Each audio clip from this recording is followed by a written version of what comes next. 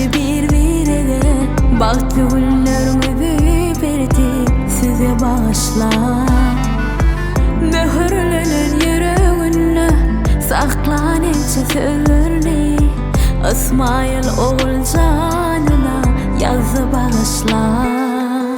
Yüreğime belirtin bu yüreğini söyle, bedeni durmuşsun sen, bu yüreğini duymadı.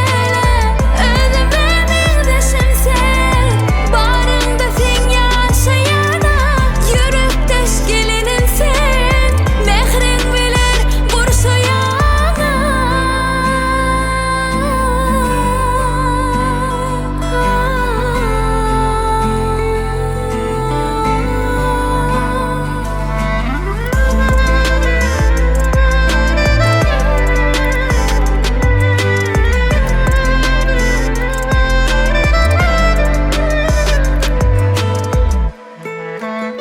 Bahtınıza qarali, şirin ovazlı sazlar, Süyce arzular aydınli size bağışla.